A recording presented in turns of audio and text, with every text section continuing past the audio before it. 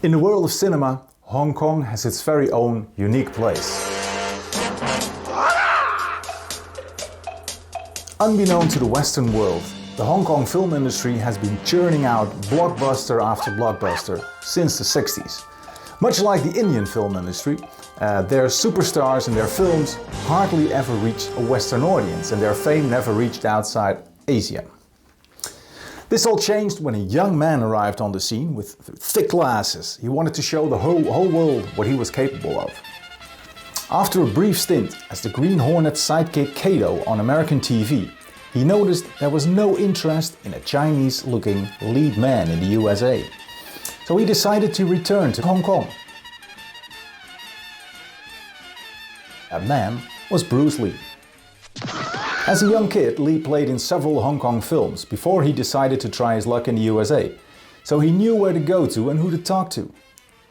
His success on American TV surely opened some doors, and after a few talks with studios, Lee signed a 2-picture deal with Golden Harvest, run by Raymond Chow. The first film Lee made was The Big Boss, and it was released in 1971. It was directed by Golden Harvest veteran Lo Wei. A low-budget film, it was shot on location in Thailand, in rural Pak Chong.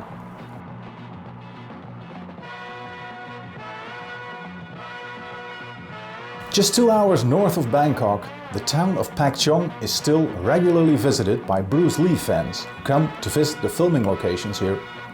That's mainly because the film's most important locations are still almost exactly as they were in the early 70s. Most of the story takes place in and around an ice factory where the main characters work. This is the Dam Rong Thai ice factory along the main road that runs through the town. The second major location is the house of the title character, the Big Boss.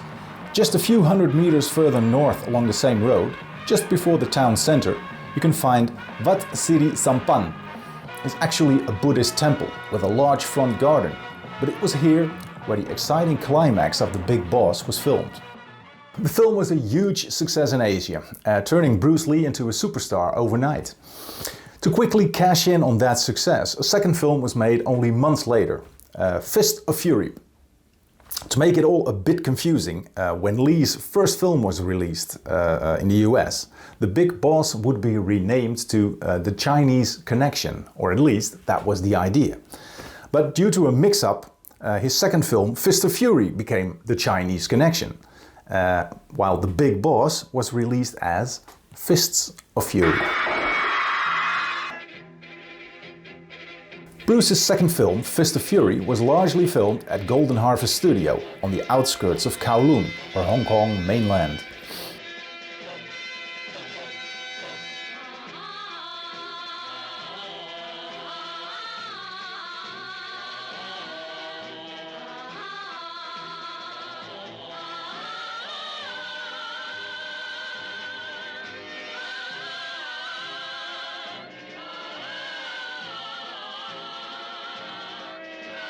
The only location worth visiting is in Macau, which was originally a Portuguese trading post.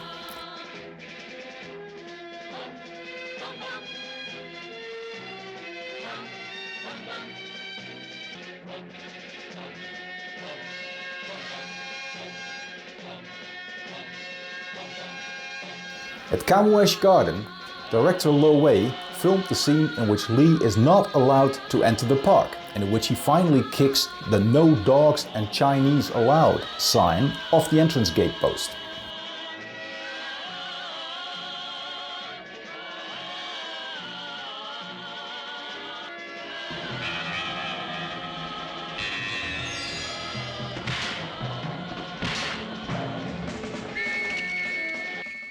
After serving out his original contract, Bruce Lee started his own film company, Concord, together with Raymond Chow.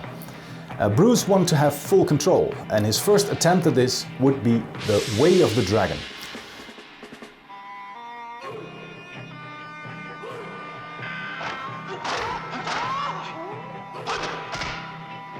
For the first time, a Hong Kong production would be filmed in Europe.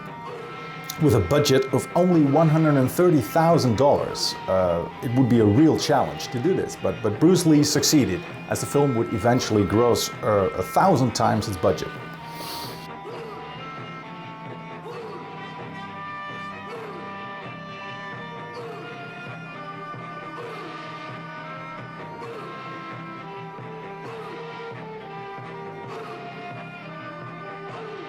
The film was made on location in Rome, Italy, and it includes plenty of scenes that showcase the city's wonderful touristic highlights. Outside of Rome, the production filmed in Tivoli, about 20 kilometers east at the Villa d'Este.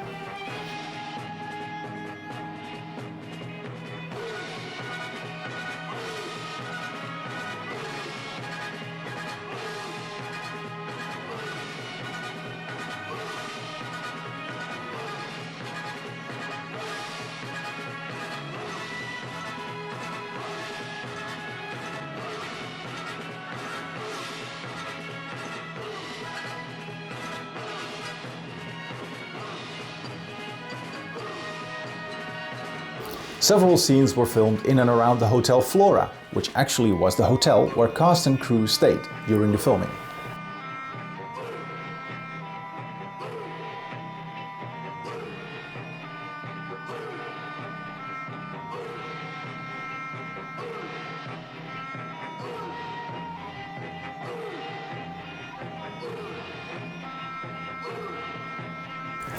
Without any filming permits, Lee managed to film the setup for his iconic duel with Chuck Norris early in the morning at the famous Rome Colosseum.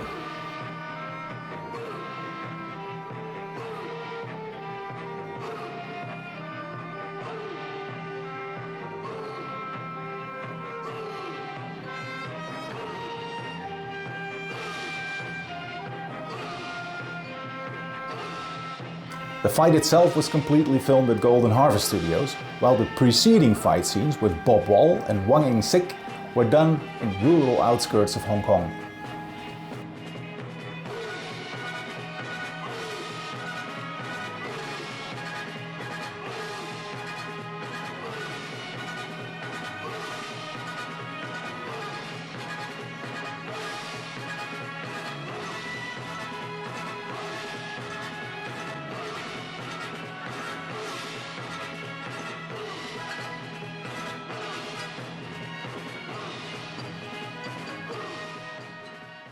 After the huge success of The Way of the Dragon, Lee had several ideas for new films, which he either worked out in notes or in full scripts sometimes. One of these projects was The Game of Death, in which Lee wanted to demonstrate that his Jeet Kune Do fighting style, which was basically a mixture of many different styles, was better than the individual styles it was based upon. By fighting his way up a pagoda, each level would hold a different style fighter, and of course Bruce would win. Between August and October 1972, he started recording a few of these fights with several friends of his when he received a call from Hollywood.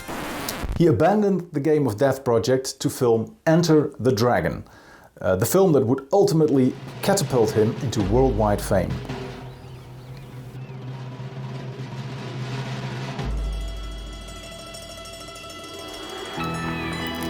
Enter the Dragon was filmed in Hong Kong, and surprisingly, many of these locations still exist.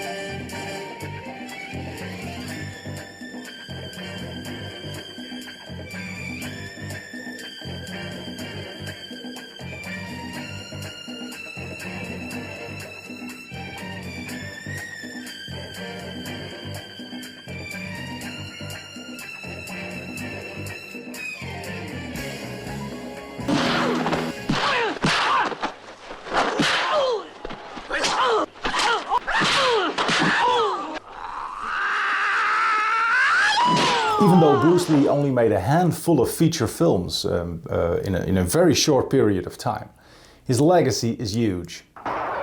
He's still an inspiration to millions of people, and one would assume that a city of Hong Kong would embrace that golden opportunity to promote itself. But all that was installed was a statue at the so-called Avenue of the Stars, where Bruce also has a star on the ground, just like Raymond Chow has. The Lee family home at 41 Cumberland Road is a totally different story. After Lee's death, his wife and children returned to the USA, and the house was purchased by a Chinese businessman who rented it out, and it became a love hotel that charged guests by the hour. In 2010, the owner even wanted to donate the place to the government to build a Bruce Lee museum, but the two sides failed to agree on a redevelopment plan. After the businessman's death in 2015, the house became part of a charitable trust. When it turned out renovation was about as expensive as rebuilding, the Hong Kong government agreed with the demolition plan, sealing the fate of yet another iconic piece of Hong Kong history. Fortunately, apart from the Lee family home, there's still lots to see and explore in Hong Kong. And if you like location videos in general, or James Bond location videos, you should check out this video here, which is part of our 7 Minutes of Bond location series.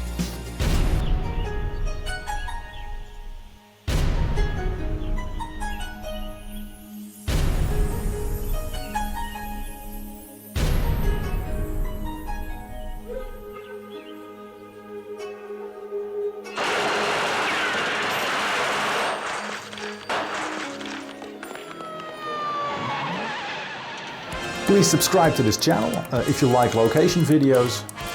They're fun to watch and they will hopefully give you some travel inspiration. So ciao for now, signing off here, and hopefully see you in the next video.